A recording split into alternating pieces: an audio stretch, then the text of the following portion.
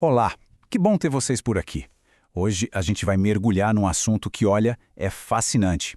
A gente costuma pensar no som como algo que a gente só ouve. Mas e se eu te dissesse que ele é muito mais do que isso? Que na verdade ele é uma força invisível, um verdadeiro arquiteto que está o tempo todo moldando o nosso mundo de jeitos que a gente nem imagina. E para começar a provar isso, vamos com uma pergunta que parece saída de um filme de ficção científica. Como é que é possível ver dentro do corpo humano usando uma coisa que o nosso ouvido nem consegue captar? Parece mágica, né? Mas não é. E desvendar esse mistério é exatamente o que a gente vai fazer agora. Pra gente entender isso direitinho, esse aqui é o nosso roteiro. A gente começa com o som que vemos, depois vamos para a física da vibração, descobrimos os truques da onda sonora, damos uma olhada na tecnologia acústica no mundo e, para fechar com chave de ouro, exploramos o que existe além do ouvido humano. Então, vamos lá, direto ao ponto. Vamos começar com essa tecnologia que parece mágica, aquela que nos permite enxergar o que é invisível, o ultrassom. Bom, por mais complexo que pareça, a ideia por trás é bem simples.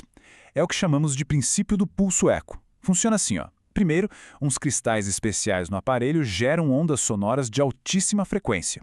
Depois, essas ondas viajam para dentro do corpo, se propagando pelos tecidos. Aí vem a parte legal.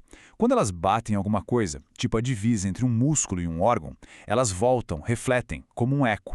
E por fim, o computador pega todos esses ecos, calcula o tempo que demoraram para voltar e, voilá, ele desenha aquela imagem na tela. É simplesmente genial.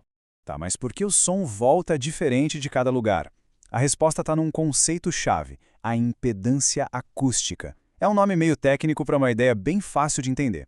Pensa nela como a dificuldade que o som tem para passar por cada material. Atravessar um músculo é uma coisa, agora bater num osso é outra totalmente diferente.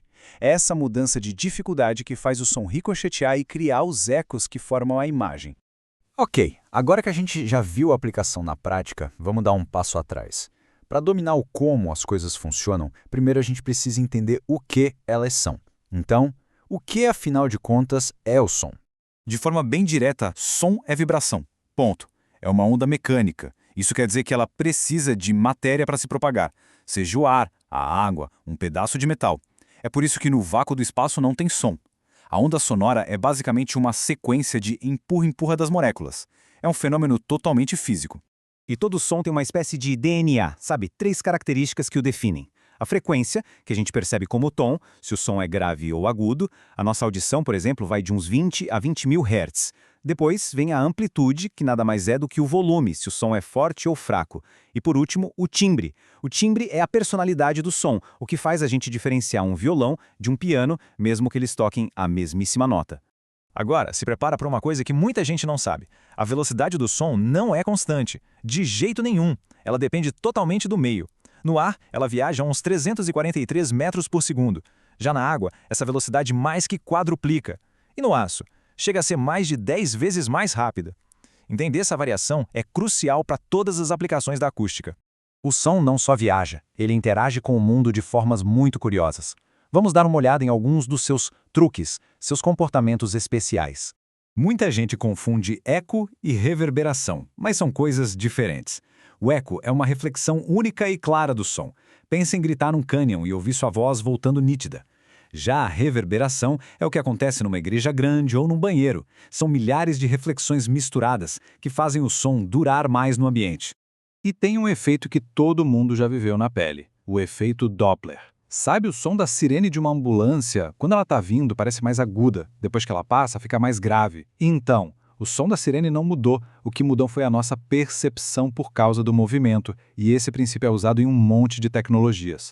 Juntando todos esses princípios que a gente viu, o alcance da acústica fica gigantesco.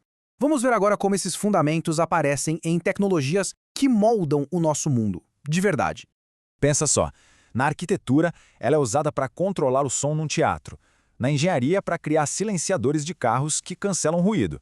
Na área naval, o sonar é puro som mapeando o fundo do oceano. Na indústria, o som encontra falhas invisíveis em materiais. E claro, voltamos para o nosso ponto de partida, a medicina, com ultrassom. A acústica está em todo canto, trabalhando em silêncio. Para a gente fechar nossa conversa, vamos voltar àquela ideia inicial. Os sons que a gente não consegue ouvir.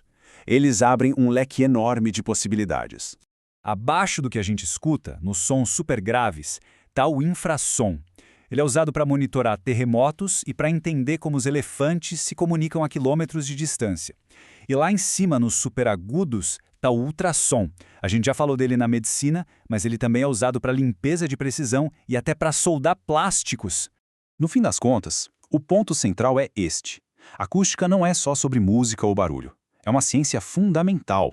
É aquele arquiteto invisível que, quietinho, projeta a tecnologia que a gente usa, revela segredos da natureza e, no fim, molda a nossa própria percepção da realidade. Isso tudo nos deixa com uma última reflexão. Se a gente já consegue usar o som para enxergar dentro do nosso corpo e para mapear o fundo do oceano, o que mais seremos capazes de descobrir com ele no futuro? A vibração, com certeza, continua.